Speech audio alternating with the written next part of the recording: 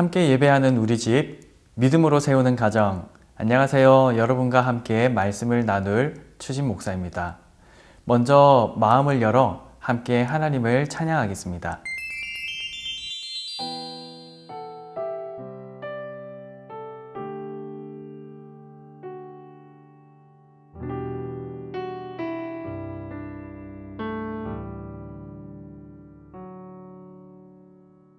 내 백성이 나를 떠나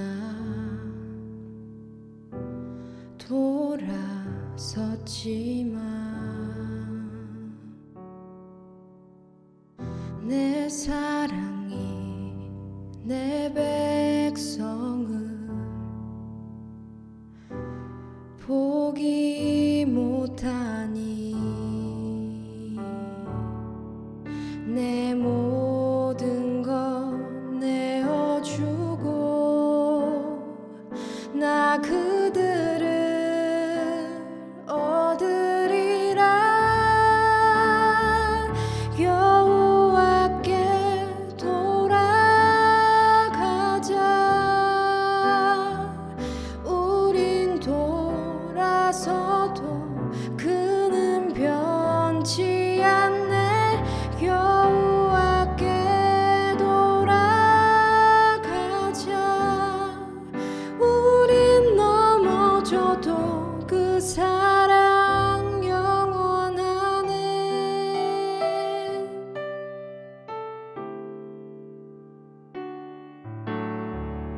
내 백성이 나를 떠나 돌아섰지만 내 사랑이 내 백성을 포기 못하니 내 모든 것 내어주고 나 그들을 얻으리라. 여호와께 돌아가자. 우린 돌아서도 그는 변치 않네. 여호와께 돌아가자. 우린 넘어져도 그 사랑 영원하네. 사랑은 오래 참고 자신을 내어주네.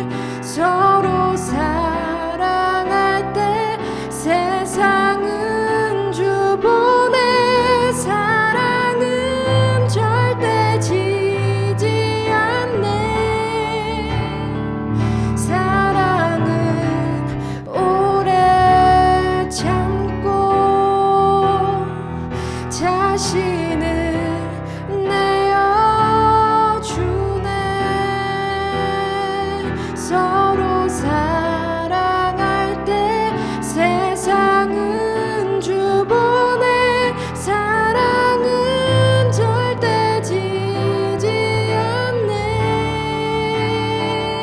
여호와께 돌아가자. 우린 돌아서도 그는 변치 않네. 여호와께 돌아가자. 우린 넘어져도 그 사랑 영원하네.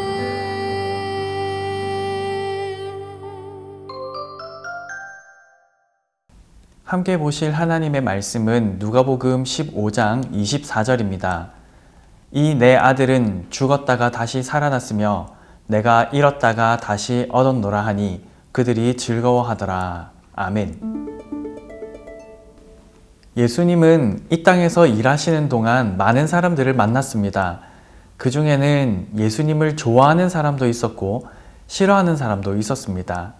예수님을 좋아하는 사람들은 대체로 사회에서 소외된 사람들이었습니다. 가난한 자, 억울한 자, 상처받은 자, 따돌림 당한 자 등 사람들은 꺼리던 이들을 예수님은 가까이 하셨습니다. 당시 종교 지도자들이었던 바리새인과 서기관들은 예수님께서 그런 사람들과 어울리는 것에 대해 몹시 불쾌해했습니다. 진짜 하나님의 사람이라면 어떻게 저런 불결하고 흠이 많은 사람을 가까이 할 수 있는가? 왜 죄인을 영접하고 그들과 식사를 같이 하는가? 하며 예수님을 멸시하였죠. 그때 예수님께서 비유를 3가지 드시는데요. 그중 마지막 비유가 바로 탕자의 비유입니다. 내용은 다음과 같습니다. 어떤 사람에게 2 아들이 있었습니다. 그중 둘째 아들이 유산을 달라고 요청하였습니다. 아버지는 그 요청을 받아들여 재산을 나누어 주었습니다. 둘째 아들은 아버지에게 받은 재산을 다 모아서 먼 나라로 갔습니다. 거기서 허랑방탕하게 시간을 보내면서 자신이 꿈꾸던 삶을 살았습니다. 자기 방식대로 살고 싶었던 것이죠. 자신이 인생의 주인이 되어서 하고 싶은 것들을 마음껏 했습니다. 그러나 얼마 지나지 않아 그의 재산은 바닥이 났습니다. 설상가상으로 그 나라에 큰 흉년까지 들었습니다. 이제 둘째 아들은 아주 궁핍한 처지가 되었습니다.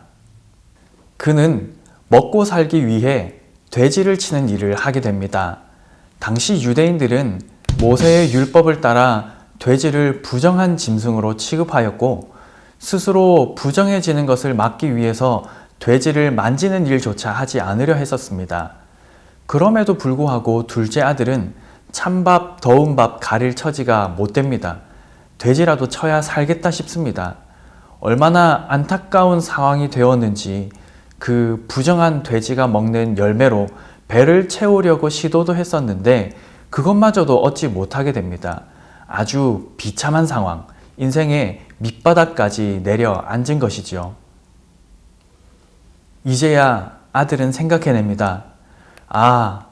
아버지에게는 양식이 아주 풍족한데 종들도 아버지께 먹을 것을 풍족히 받아 먹는데 나는 여기서 굶어 죽겠구나. 차라리 아버지께 가자. 내가 잘못했다고 빌고 아들로서가 아니라 종들처럼 살게 해달라고 해야 되겠다.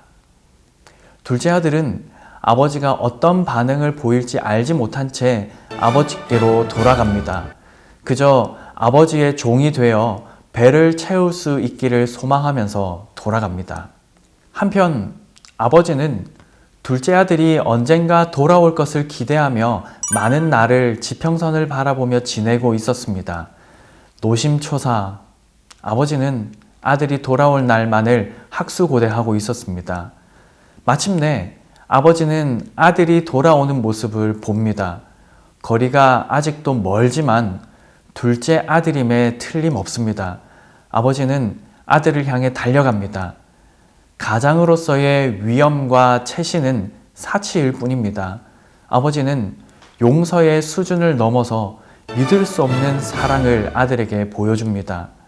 아버지는 아들을 측은히 여겨 달려가 목을 안고 입을 맞춥니다. 아들은 그의 아버지에게 준비한 말을 하기 시작했지만 품꾼의 하나로 써달라는 요청은 입에도 올리지 못했습니다. 왜냐하면 아버지가 아들을 기꺼이 집으로 맞아들이고 큰 잔치를 베풀어 주었기 때문입니다. 아버지는 종들에게 제일 좋은 옷을 가져오게 하여 둘째 아들에게 입힙니다. 이것은 격조 높은 손님에게 주는 옷입니다. 그리고 반지를 가져오라 하여 끼워줍니다. 이는 아들이 종이 아니라 아들로서 권위를 여전히 가지고 있음을 의미합니다. 신발을 가지고 오라고 합니다. 종과 극빈자들은 맨발로 다닙니다. 이건 역시 아들의 신분이 여전히 유효함을 의미합니다. 그리고 나서 살찐 송아지를 잡아서 잔치를 벌입니다. 그리고 온 식구들과 종들도 이 잔치에 동참하라고 명합니다. 완악하고 패역한 둘째 아들이 아버지의 품에 돌아오는 순간 모두가 즐거워하는 축제의 장이 열렸습니다. 물론 큰아들이 이의를 제기한 것처럼 이것은 공평하지 않았습니다. 잘못했으면 응당 그 대가를 지불해야 하는 것이지요. 그러나 사랑의 하나님 아버지는 둘째 아들의 죄를 물어보지 않으십니다. 왜냐하면 사랑하기 때문에 그렇습니다. 그저 돌아온 것만으로도 족한 것이지요.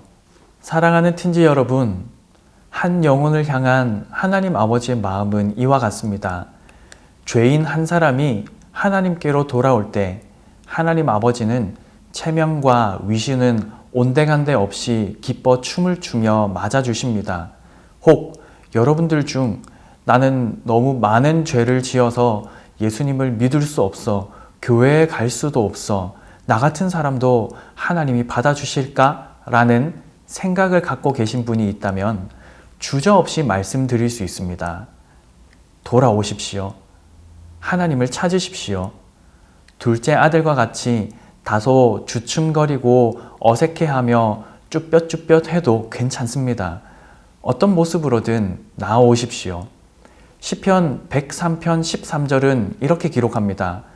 아버지가 자식을 긍휼히 여김같이 아버지께서는 자기를 경외하는 자를 긍휼히 여기시나니. 하나님 아버지는 여러분을 기쁘게 맞아 주실 것입니다. 이제 가족들과 나눔 질문으로 대화 나누시면 되겠습니다. 다음 주에 만나요. 안녕. 나눔 질문입니다. 첫 번째, 아버지는 둘째 아들을 어떻게 맞아 주었나요? 두 번째, 우리가 하나님 아버지께 돌아간다면 하나님은 우리를 어떻게 맞아 주실까요?